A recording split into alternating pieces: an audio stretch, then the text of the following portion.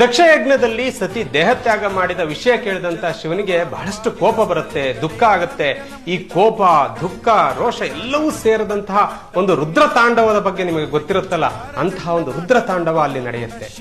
ಅದಾದ ಮೇಲೆ ಶಿವ ಅತ್ಯಂತ ಕೋಪದಿಂದ ತನ್ನ ಜಟೆಯನ್ನ ಬಿಚ್ಚಿ ಒಂದು ಬಂಡೆಗೆ ಬಡಿತಾನೆ.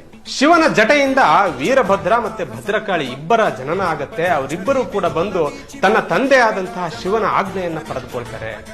ಶಿವ ಅವರಿಬ್ಬರಿಗೂ ದಕ್ಷ ಯಜ್ಞಕ್ಕೆ ಹೋಗಿ ದಕ್ಷನಿಗೆ ಬುದ್ಧಿ ಕಲಿಸುವಂತೆ ಹೇಳಿದಾಗ ಅವರಿಬ್ಬರು ರೌದ್ರಾವತಾರವನ್ನ ತಾಳಿ ಅಲ್ಲಿಗೆ ಹೋಗ್ಲಿಕ್ಕೆ ಆರಂಭ ಮಾಡ್ತಾರೆ.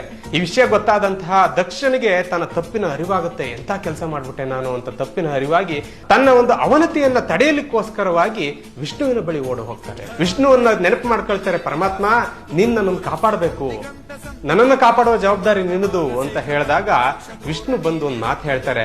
ನೋಡು, ನಾನು ನಿನ್ನನ್ನು ಕಾಪಾಡಬೇಕಾದದ್ದು ನನ್ನ ಜವಾಬ್ದಾರಿ ನಿಜ, ಆದ್ರೆ ಯಾವಾಗ ನೀನು ಶಿವನಿಂದನೆಯನ್ನ ಮಾಡದಲ್ಲ ಅವತ್ತೇ ನನ್ನ ಪ್ರೀತಿಯನ್ನು ಕೂಡ ನೀನು ಕಳ್ಕೊಂಡೆ.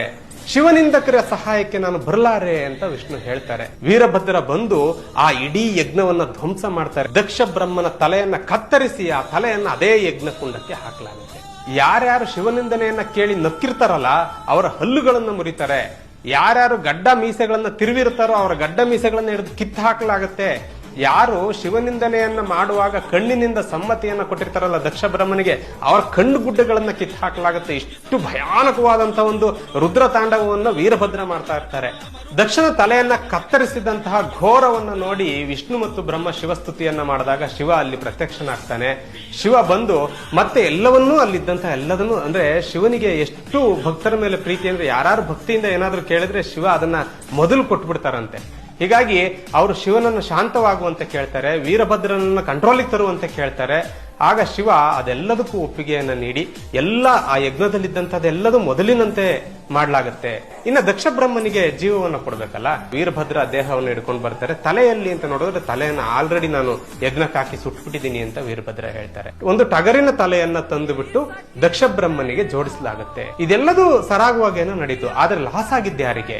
ಜಗತ್ತಿನ ಮೊಟ್ಟ ಮೊದಲ ಪ್ರೇಮ ಕಥೆಯಾದಂತಹ ಶಿವ ಮತ್ತು ಸತಿಯರ ಪ್ರೇಮ ಕಥೆ ಎಷ್ಟೊಂದು ದುರಂತವಾಗಿ ಅಂತ್ಯವಾಗುತ್ತಾ ಅನ್ನುವಂತಹ ದುಃಖ ಎಲ್ಲರನ್ನು ಕಾಡ್ಲಿಕ್ಕೆ ಆರಂಭ ಆಗುತ್ತೆ. ಒಂದು ಕಡೆ ಶಿವನಿಗೂ ಕೂಡ ವಿರಹ ವೇದನೆ ಆರಂಭ ಆಗುತ್ತೆ. ಶಿವ ಅಲ್ಲಿಂದ ಸಾವಿರಾರು ವರ್ಷಗಳ ಕಾಲ ತನ್ನ ಪ್ರೇಯಸಿಗಾಗಿ, ತಾನು ಪ್ರೀತಿಸಿದ ಆ ಜೀವಕ್ಕಾಗಿ, ತನ್ನ ಪ್ರಾಣಕ್ಕೆ ಪ್ರಾಣವಾಗಿದ್ದಂತಹ ಸತಿಗಾಗಿ ಸಾವಿರಾರು ವರ್ಷಗಳ ಕಾಲ ಕಾಯ್ತಾನೆ ಶಿವ. ಈ ಕಾಯುವಿಕೆಗೆ ಕೊನೆಯಾಗಿ ಪಾರ್ವತಿ ದೇವಿಯಾಗಿ ಸತಿ ಮತ್ತೆ ಅವತಾರವನ್ನ ತಾಳ್ತಾರೆ. ಹೇಗೆ ಪಾರ್ವತಿಯಾಗಿ ಅವತಾರವನ್ನ ತಾಳ್ತಾರೆ, ಎಲ್ಲಿ ತಾಳ್ತಾರೆ, ಅವರಿಬ್ಬರ ಲವ್ ಸ್ಟೋರಿ ಏನು ಅನ್ನೋದನ್ನ ಮುಂದಿನ ಎಪಿಸೋಡ್ ನಲ್ಲಿ ಹೇಳ್ತೀನಿ.